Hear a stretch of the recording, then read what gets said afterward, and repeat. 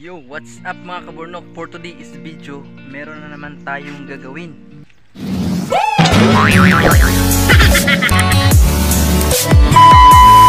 Kung paano po mag-propagate ng welcome plant.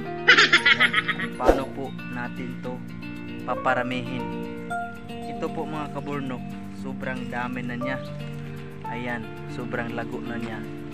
So ngayon mga kaburnok, ipapakita ko sa inyo kung paano tayo nagtatanim ng ganto, kung paano tayo nagpaparami. So ayan mga kaburnok, dito po natin siya itatanim sa ating paso na malapad. Ayan, ayan mga kaburnok, ito po yung gagamitin natin, itong loam soil mga kaburnok. So ito na mga kaburnok, nakating na natin siya. Ayan, naputol na natin.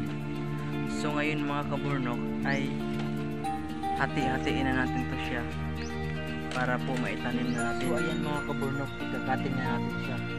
Ganito lang po yung pagkating mga kaburnok. Kating natin siya. Then ito mga kaburnok,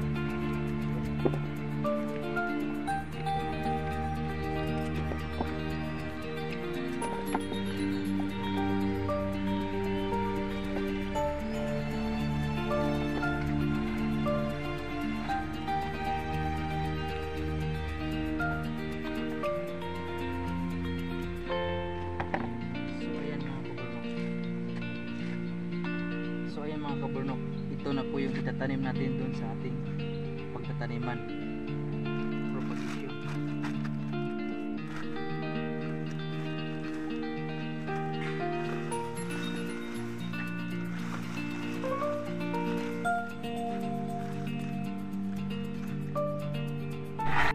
So ayan ang mga kaburnok, ito na po, kailangan po pag nagtaniman natin yung buwaghag.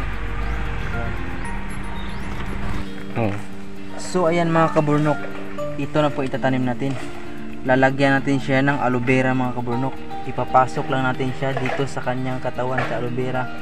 Ito po yung pangpabilis pag-ugat niya. So ayan mga kaburnok, itatanim na natin siya dito sa ating punlaanan. Ayan mga kaburnok, yan lang po yung pagtatanim niya. Ayan, ayan mga kaburnok.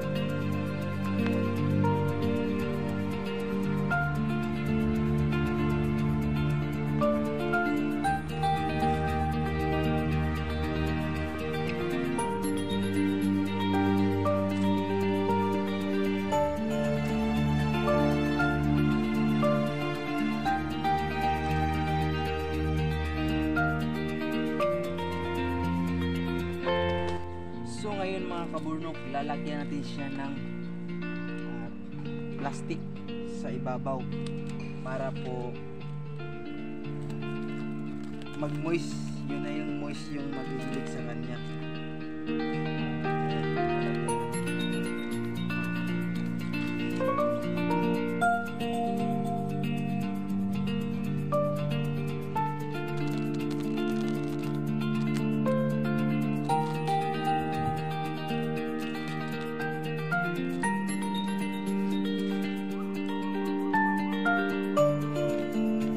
Ayan mga kaburnok, tapos na natin siya nalagyan ng plastic sa kanyang ibabaw.